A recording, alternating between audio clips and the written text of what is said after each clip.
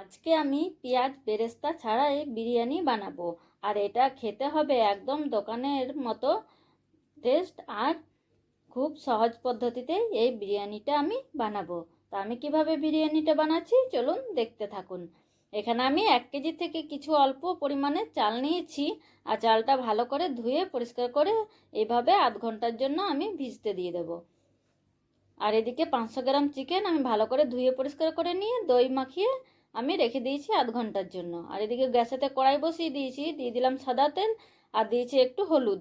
হলুদটা দিয়ে আমি সেদ্ধ করে রেখেছিলাম আগের থেকে আলুগুলো, সেই আলুগুলো একটু লাল লাল করে আমি ভেজে নেব। আর আলুটা আমি নুন দিয়ে আর একটু কেওড়া জল দিয়ে সেদ্ধ করেছিলাম। কেওড়া জল দিলে কি হবে, আলুর মধ্যে একটা খুব সুন্দর গন্ধ আসবে। আর বিরিয়ানি চিকেনের থেকে দেখবেন আলুটাই বেশি কিন্তু টেস্ট লাগে খেতে। তার কারণ হচ্ছে ওরা আলুটা সেদ্ধ করার সময় একটু কেওড়া জল গোলাপ জল দেয় তাই। তো আমার আলুটা ভাজা হয়ে গেছে, তুলে নিয়েছি। এবার ওর মধ্যে আমি পেঁয়াজ কুচানোগুলোও দিয়ে দিয়েছিলাম আর পেঁয়াজগুলো লাল করে আমি ভেজে নিলাম। আর এখানে আমি কিছু মশলা পেস্ট করে নিয়েছিলাম, এর মধ্যে ছিল আদা রসুন টমেটো কাঁচা লঙ্কা। এইগুলো এবার দিয়ে আমি ভালো করে মশলাটা কষিয়ে নেব। আর পেঁয়াজটা ভাজার সময় আমি কিন্তু লবণ দিইনি, পেঁয়াজটা লবণ ছাড়াই এইভাবে লাল করে ভেজে নিতে হবে। তো এদিকে আমার মশলাটা কষানো হয়ে গেছে, এবার ওর মধ্যে আমি আরও কিছু মশলা অ্যাড করে নেব।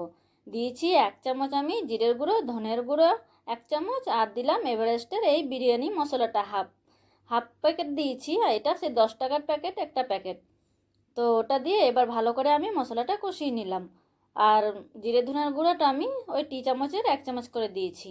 তো মশলাটা কষানো আমার হয়ে গেছে, এবার ওর মধ্যে দিয়ে দিলাম দই ম্যারিনেট করে রাখা চিকেনগুলো দিয়ে একটু নেড়ে চেড়ে দিয়ে দেবো ওর মধ্যে পরিমাণ মতো নুন আর পরিমাণ মতো হলুদ। এগুলো দিয়ে আবার একটু নেড়ে নেব। একটুখানি কষে নিয়ে এর মধ্যে আমি দেবো 1 চামচ করে গোলাপ জল আর 1 চামচ কেওড়া জল। তো এটা দিলে কি হবে, চিকেনের ফ্লেভারটা খুব ভালো আসে। তাই এইগুলো দিলে চিকেনের মধ্যে আগের থেকে ফ্লেভারটা ঢুকে যাবে কষানোর সময় দিলে। আর ওইদিকে আমার চিকেনটা কষানো হোক, আর এইদিকে আমি বিরিয়ানির ভাতটার জন্য জল বসিয়ে দিয়েছিলাম, ওর মধ্যে কিছু গরম মশলা দিয়ে দিলাম। একটা দিয়েছি স্টার, একটা এলাচ, ওই 3-4টা এলাচ দিয়েছি, একটু দারচিনি, 3-4টা লং, একটু জয়িত্রী আর একটুখানি জায়ফল। আর ওর মধ্যে দিয়ে দিলাম এবার ভিজিয়ে রাখা চালটা, আর দিলাম 1 চামচ সাদা তেল আর 2 চামচ ভিনিগার। ভিনিগারটা দিলে কি হবে, ভাতগুলো বেশ ঝরঝরে হবে। আর দিলাম পরিমাণ মতো নুন। আর সাদা তেলটা দিলেও গায়ে গায়ে কিন্তু ভাতগুলো লাগবে না, বেশ ভাতগুলো ভালো ঝরঝরে হয় তাই। তো এই ভাতটা হতে আমার খুব জোর 10 মিনিট লাগবে, খুব বেশি সময় লাগে না, যেহেতু চালটা আগের থেকে ভেজানো ছিল তাই। তো ভাতটা আমার হয়ে গেছে, ওই 70% মতো আমি ভাতটা করে নিয়েছি। এবার ভাতের ফ্যানটা আমি ঝরিয়ে নেব। তো এইদিকে আমি ভাতের ফ্যানটাও ঝরিয়ে নিয়েছি আর চিকেনটাও দেখে নেবো হয়েছে কি না। তো চিকেনটাও আমার কষা হয়ে গেছে, আর চিকেনটা থেকে দেখুন কতটা তেল ছেড়ে এসেছে। আর একটু তেল ছেড়ে এলে জানবেন যে চিকেন কষানোটা হয়ে গেছে। তো খুব বেশি ঝোল রাখবো না চিকেন কষাটার মধ্যে, আর খুব শুকনোও কিন্তু রাখবো না। আর এদিকে ভাতগুলো একটা বড় পাত্রে আমি ঢেলে নিয়েছি, আর ভাতগুলো দেখলেন তো কতটা ঝরঝরে হয়েছিল। আর যে হাঁড়িটা করে আমি বিরিয়ানি বানাবো তার তলায় 1 চামচ ঘি আগের থেকে আমি বুলিয়ে নিলাম। আর এখানে 2 চামচ দুধের মধ্যে একটু ফুড কালার দিয়েছি, 1 চামচ কেওড়া জল, 1 চামচ গোলাপ জল আর 2 ফোঁটা মতো মিঠা আতর দিয়েছি। এগুলো দিয়ে আমি ভালো করে এটা গুলে নেব। এটা গুলে নিলে কি তারপরে বিরিয়ানিটার মধ্যে দিতে সুবিধা হয়। তো যে হাঁড়িতে আমি ঘি বুলিয়ে নিয়েছি, এবার ওর মধ্যে আমি চিকেন কষাটা দিতে থাকবো। তো এইভাবে করে আমি চিকেন কষাটা দিয়ে দেবো, আর দিয়ে দেবো ভেজে রাখা আলুগুলো দিয়ে এবার একটুখানি ঝোল দিয়ে এবার আমি ভাতের লেয়ারটা করে নেব। তো এইভাবে করে আমি ভাতটাও দিয়ে দেব। তো মোট এখানে আমি 2টো লেয়ার করেছি। তো এবার দিয়ে দিলাম আমি গোলমরিচের গুঁড়ো, না এটা আমি মানে কি থেতো করেছি অর্ধেক। আর দিলাম ধনেপাতা কুচি, আর দিলাম ওই যে মিশ্রণটা করেছিলাম দুধের মধ্যে সেটা দিলাম 2 চামচ, আর একটুখানি দিলাম ঘি। আর এবার দেব বিরিয়ানি যে মশলাটা ছিল সেটা। তো এই একটা লেয়ার হয়ে গেছে, এবার ওর মধ্যে আবার দিয়ে দিলাম চিকেন কষাটা।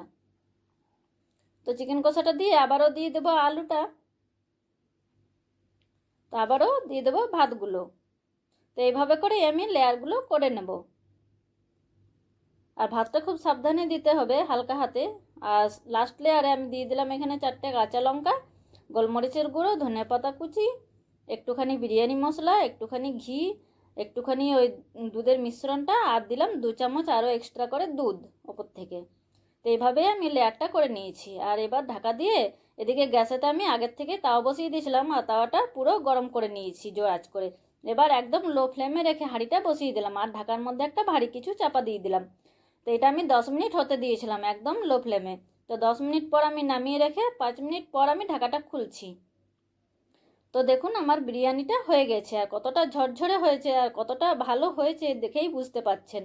আর বিরিয়ানি তো দেখলেই খেতে ইচ্ছে করে, তাই না? আর বিরিয়ানি তো অনেকেরই পছন্দ। তো এইভাবে বানালে বিরিয়ানিটা খেতে হবে ভীষণ টেস্টি, আর আপনাদের বাড়ির লোকও খুবই পছন্দ করবে। তো আমি এভাবে বিরিয়ানি বাড়িতে বানাই, আর আমার বাড়ির লোক তো খুবই ভীষণভাবে পছন্দ করে। তো আপনারাও এভাবেই ট্রাই করে দেখবেন বিরিয়ানিটা, আর খেতেও ভীষণ ভালো হয়। আর কালারও কিন্তু বেশ ভালো হয়েছিল, যেহেতু আমার কাছে ফুড কালারটা ছিল তাই আমি ফুড কালারটাই দিলাম। আর এখানে বিরিয়ানির সাথে আমি স্যালাড নিয়ে নিয়েছি, শসা, পেঁয়াজ আর রায়তা। তো আজকের রেসিপি আপনাদের কেমন লাগলো অবশ্যই কমেন্ট বক্সে জানাবেন, আর যদি ভালো লেগে থাকে একটা লাইক কমেন্ট